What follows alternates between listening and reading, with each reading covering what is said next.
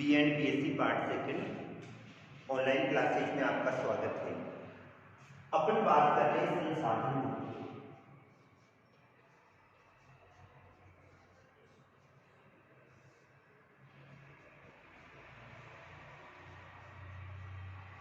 और संसाधन भूगोल के अंतर्गत आज अपन बात करेंगे संसाधन भूगोल का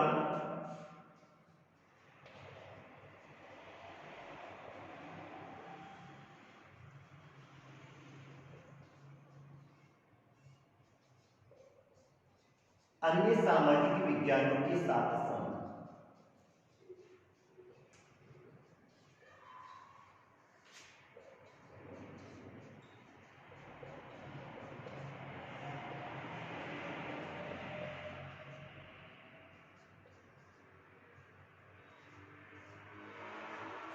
यानी विज्ञान की बात करें तो भूगोल को अपन विज्ञान की श्रेणी में लेते हैं। विज्ञान की श्रेणी में क्यों लिया जाता है? क्योंकि इसके द्वारा समस्त पृथ्वी का अध्ययन किया जाता है।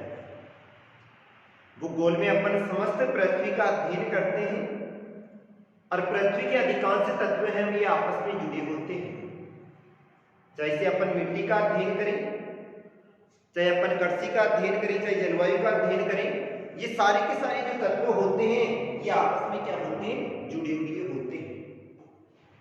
संसाधन भूगोल की बात करें तो भूगोल की शाखाओं को अपन ने दो भागों में बांटा था। दो भाग कौन कौन से थे? एक मानव भूगोल था, दूसरा कौन सा था? भौतिक भूगोल। मानव भूगोल में तो अपन ने मानव के परस्पर वातावरण समायोजन का अध्ययन किया था और भौतिक भूगोल में भौतिक पर्यावरण के तत्वों का अध्ययन किया था। अब अपन बात करते हैं संसाधन भूगोल का अन्य सामाजिक विज्ञानों के साथ क्या संबंध पाया जाता है। सबसे पहले बात करें तो सबसे पहले बात करते हैं संसाधन भूगोल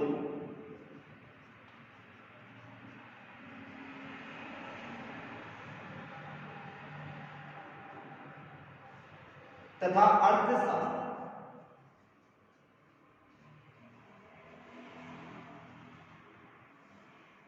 यानी अर्थशास्त्र का मतलब होता है इकोनॉमिक्स, और इकोनॉमिक्स के अंतर्गत अपन मानव के व्यवसाय का अध्ययन करते हैं।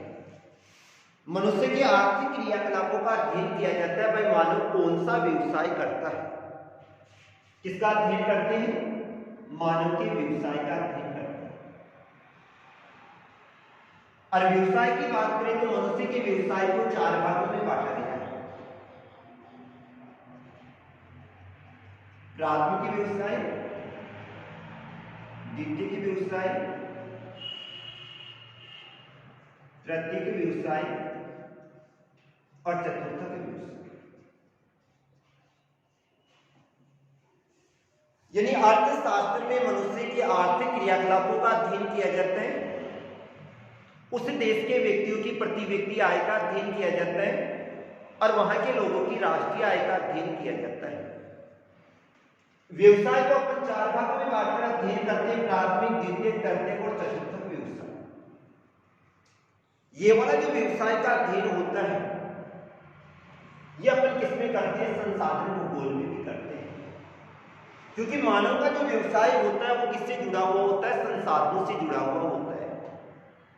जैसे प्राथमिक श्रेणी का कार्य है ये भूमि से जुड़ा हुआ है, और भूमि खुद में क्या है? एक संसाधन है। द्वितीय श्रेणी का व्यवसाय ये भी किससे जुड़ा हुआ है? खनन से जुड़ा हुआ है, खनिज से जुड़ा हुआ है, और ये भी क्या है? संसाधन है। तो ये जितने भी व्यवसाय हैं ये किसके द्वारा इनका जो निर्माण होता है वो किसके द्वारा होता है? संसाधनों के द्वारा होता है। तो संसाधन भूगोल में भी किसका अध्ययन किया जाता है? व्यवसाय का अध्ययन किया जाता है। और अर्थशास्त्र में भी किसका अध्ययन किया जाता है? व्यवसाय का अध्ययन किया जाता है। अतः संसाधन भूगोल और अर्थशास्त्र दोनों में आपस में क्या पाया जाता है? संबंध पाया जाता है। दूसरी बात करें अपन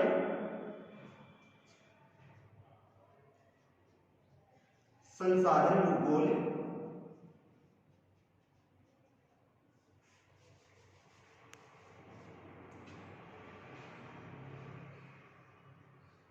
और सांख्यिकी।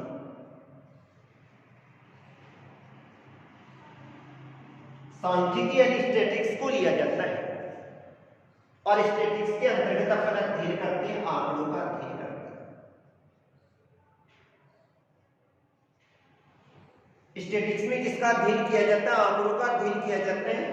और ये वाले जो आंकड़े होते हैं, जिसे अपन ने कहा जनसंख्या घनत्व, लिंगानुपात, साक्षरता, क्षेत्र की स्थिति हुआ, क्षेत्रफल, इनका जब अपन अध्ययन करते हैं, जैसे लिंगानुपात 933 है, जनसंख्या घनत्व 230 है, साक्षरता 75% है, ये सारे के सारे किसमें आते हैं? आंकड़ों के अंतर्गत लिया जाता है। और सांख्यिकी के अंतर्गत किसका अध्ययन किया जाता है? आंकड़ों का अध्ययन किया जाता है। जनसंख्या घनत्व का अध्ययन कर रहे हैं, लिंगानुपात का अध्ययन कर रहे हैं, साक्षरता का अध्ययन कर रहे हैं, उसी क्षेत्र की स्थिति का अध्ययन कर रहे हैं, कितने डिग्री अक्षांश है, कितने डिग्री देशांतर है, उसके क्षेत्रफल का अध्ययन किया जाता है। ये सारा का सारा किसके अंतर्गत आता है? मानव संसाधन के अंतर्गत आता है। और मनुष्य को क्या माना जाता है? एक संसाधन की श्रेणी में माना जाता है। संसाधन भूगोल में भी इनका अध्ययन किया जाता है और स्टैटिक्स में भी इनका अध्ययन किया जाता है। अतः दोनों में आपस में क्या पाया जाता है? संबंध पाया जाता है। संसाधन भूगोल में किसी क्षेत्र के जनसंख्या घनत्व का अध्ययन किया जाता है, लिंगानुपात का, साक्षरता का, क्षेत्र की स्थिति का, क्षेत्रफल का अध्ययन किया जाता है, जिनका अध्ययन किसके अंतर्गत किया जाता है? आंकड़ों के अंतर्गत किया जाता है। अतः अपन बात करें तो संसाधन भूगोल और स्टैटिक्स यानी सांख्यिकी दोनों में क्या पाया जाता है? संबंध पाया जाता है। कोई सी भी विज्ञान हो, उन सब में आंकड़ों का अध्ययन जरूर किया जाता है। और जहां पर आंकड़ों का अध्ययन किया जाता है उसे स्टैटिक्स कहा जाता है। अतः दोनों में क्या पाया जाता है? संबंध पाया जाता है। तीसरी बात करें अपन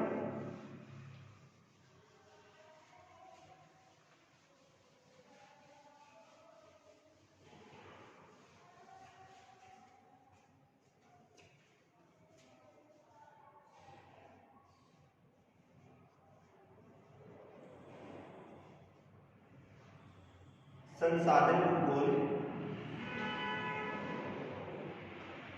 तथा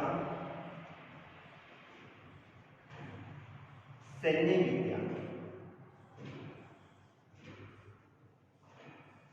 सैन्य विज्ञान में जो अध्ययन किया जाता है, सैन्य विज्ञान में सैनिकों का अध्ययन किया जाता है। उन सैनिकों को प्रशिक्षण दिया जाता है जिस देश में विकट परिस्थिति पाई जाती है, अर्थात किसी भी देश के सैनिकों को संपूर्ण विश्व के भौगोलिक क्षेत्रफल, वहां की जनसंख्या, वहां की खनिज संपदा, इन सब का अध्ययन करवाया जाता है। सैन्य विज्ञान के अंतर्गत उस क्षेत्र की, जिस क्षेत्र का अध्ययन करना है, उसकी जनशक्ति, क्षेत्रफल, खनिज संपदा, जलवायु, सबके बारे में नॉलेज यानी ज्ञान प्रेषित किया जाता है। सैन्य विज्ञान में सैनिकों को संपूर्ण विश्व या जिस देश पे आक्रमण करना होता है उस क्षेत्र की जनशक्ति, वहां के क्षेत्रफल, वहां की खनिज संपदा और वहां की जलवायु, इन सबके बारे में उनको क्या दिया जाता है? नॉलेज दिया जाता है, ज्ञान दिया जाता है। अगर किसी देश में सैनिक भेजने हैं तो सबसे पहले वहां की फिजिकल स्ट्रक्चर का अध्ययन किया जाता है।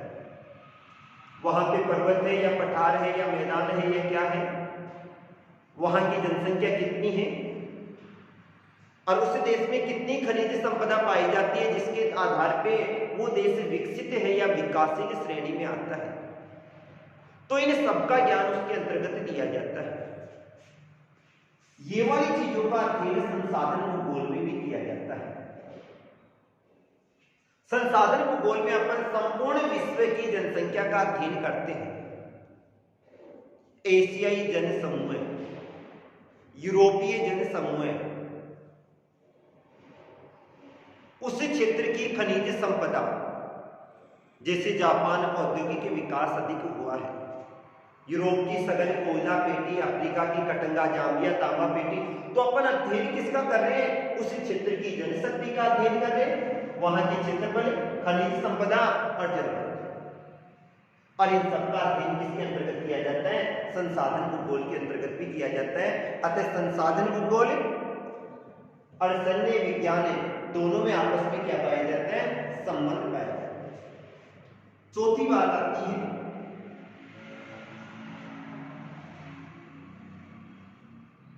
संसाधन भूगोल तथा मृदा विज्ञान। यानी मृदा विज्ञान में किसका अध्ययन करते हैं? मिट्टी का अध्ययन करते हैं। मृदा विज्ञान में किसका अध्ययन करते हैं? मिट्टी का अध्ययन करते हैं। उसकी निर्माण प्रक्रिया का अध्ययन किया जाता है, उसके प्रकारों का अध्ययन किया जाता है,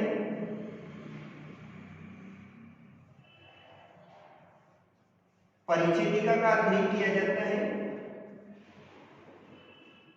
मृदा समस्या का अध्ययन किया जाता है और समस्या के साथ में उसके समाधान का अध्ययन भी किया जाता है।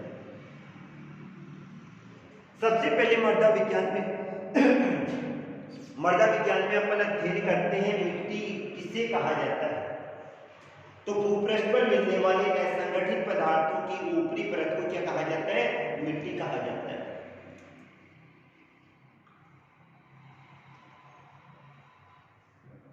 फिर अपन अध्ययन करते हैं निर्माण प्रक्रिया, यानी मिट्टी का निर्माण कैसे हो रहा है।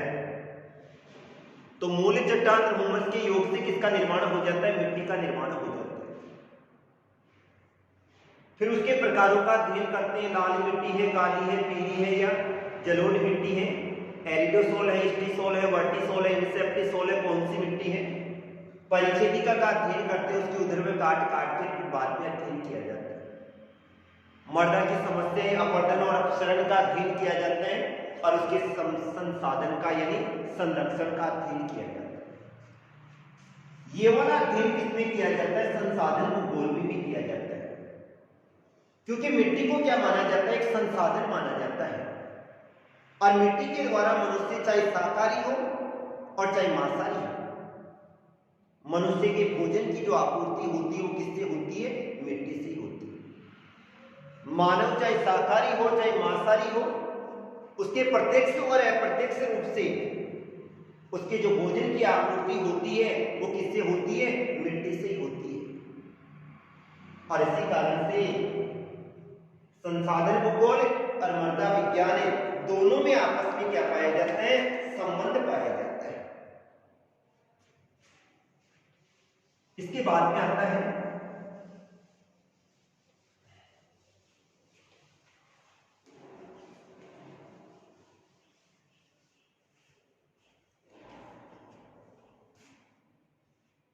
पांचवा, आता है संसाधन भूगोल तथा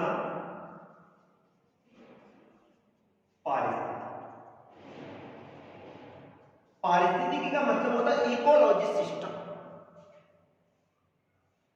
पारिस्थितिकी के अंतर्गत अपन अध्ययन करते हैं उस क्षेत्र की, वनों का अध्ययन किया जाता है, पादप पारिस्थितिकी का अध्ययन किया जाता है। अर्थात पादप पारिस्थितिकी में अपन वनों का अध्ययन करते हैं और मनुष्य का जो संबंध पाया जाता है, प्रत्यक्ष संबंध हो चाहे अप्रत्यक्ष संबंध हो, वो वनों से जरूर पाया जाता है। वनों से मनुष्य को जलाने के लिए लकड़ी प्राप्त होती है इमारती लकड़ी भी प्राप्त होती है। मनुष्य को कंद मूल फल भी प्राप्त होते हैं, अर्थात मानव का अध्ययन करें तो प्रत्यक्ष लाभ भी प्राप्त होते हैं और अप्रत्यक्ष लाभ भी प्राप्त होते हैं। और इन सबका वनों का या घास शिस्तों का जो अध्ययन किया जाता है वो किसमें किया जाता है? पारिस्थितिकी में किया जाता है। मानव की जो खाद्य आपूर्ति है वो भी किसमें निर्भर करती है? वनों पे निर्भर करती है। और ये वाला अध्ययन अपन संसाधन भूगोल में भी करते हैं। संसाधन भूगोल में अपन अध्ययन करते हैं, वनों के प्रकारों का अध्ययन करते हैं, क्योंकि वन खुद क्या है? एक संसाधन है जिनका मनुष्य के साथ प्रत्यक्ष और अप्रत्यक्ष रूप से संबंध पाया जाता है। प्रत्यक्ष लाभ भी प्राप्त होते हैं, अप्रत्यक्ष लाभ भी प्राप्त होते हैं। तो वनों के प्रकारों का अध्ययन करते हैं, जैसे उष्णकटिबंधीय सदाबहार वन हो गए, उष्णकटिबंधीय मानसूनी वन हो गए, मरुस्थलीय वन हो गए, पर्वतीय वन हो गए, कोणधारी वन हो गए, डेल्टाई वन हो गए। तो अनेक प्रकार पाए जाते हैं। वन वर्षा करने में सहायता प्रदान करते हैं, जलवायु को सम बनाते हैं, मिट्टी के अपरदन को रोकते हैं। तो ये सारे के सारा जो अध्ययन किया जाता है ये किसमें किया जाता है? पारिस्थितिकी में किया जाता है। और यही अध्ययन संसाधन भूगोल में भी किया जाता है। अतः संसाधन भूगोल और पारिस्थितिकी भूगोल दोनों में आपस में क्या पाया जाता है? संबंध पाया जाता है। इसके बाद में अगला आता है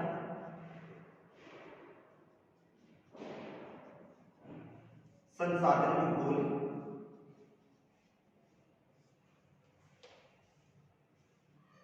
तथा जल विज्ञान। जल विज्ञान में जल के उपयोग का अध्ययन किया जाता है। अर्थात जल की बात करें तो जल मनुष्य की मूलभूत आवश्यकता है। मनुष्य घरेलू कार्य, औद्योगिक कार्य, कृषि तथा परिवहन हेतु जल का उपयोग करता है। जल मनुष्य की मूलभूत आवश्यकता है।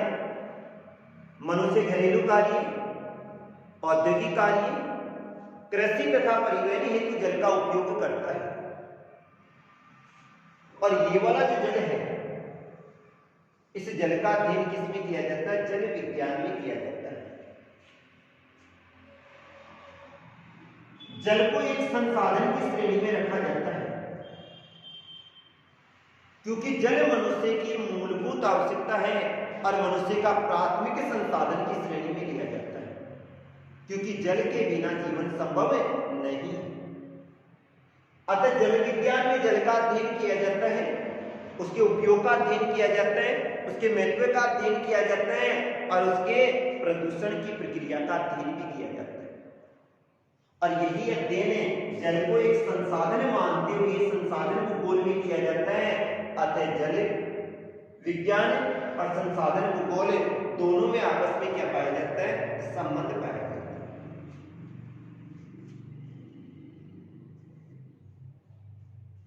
इसके बाद में आता है संसाधन भूगोल तथा कृषि विज्ञान, एग्रीकल्चर। यानी कृषि विज्ञान में अपन किसका अध्ययन करते हैं? कृषि के प्रकारों का अध्ययन करते हैं। कृषि विज्ञान में अपन कृषि के बारे में अध्ययन करते हैं। कृषि की पद्धतियों का अध्ययन किया जाता है, कौन सी जलवायु के अनुसार कौन सी फसल को बोया जाता है, ये सारा का सारा जो अध्ययन किया जाता है वो कृषि विज्ञान में किया जाता है। खरीफ की फसल है, रबी की फसल है या जायद की फसल है, कौन से क्षेत्रों में जलवायु के अनुसार कौन सी फसल को बोया जाएगा, ये सारा अध्ययन किसमें किया जाता है? कृषि विज्ञान। कौन सी फसल की कौन सी किस्म पाई जाती है और उन फसलों के द्वारा अत्यधिक उत्पादन किस प्रकार है, ये वाला कृषि का अध्ययन जो अपन करते हैं, इसके द्वारा मानव की आवश्यकताओं की पूर्ति होती है। और मानव की आवश्यकताओं की पूर्ति होने के कारण से इस कृषि को किसकी श्रेणी में रखा जाता है? संसाधन की श्रेणी में रखा जाता है। अतः संसाधन भूगोल और कृषि विज्ञान है, दोनों में आपस में क्या पाया जाता है, संबंध पाया जाता है। तो ये तो था संसाधन भूगोल का अन्य सामाजिक विज्ञानों के साथ संबंध। आज के लिए इतना ही। Thank you.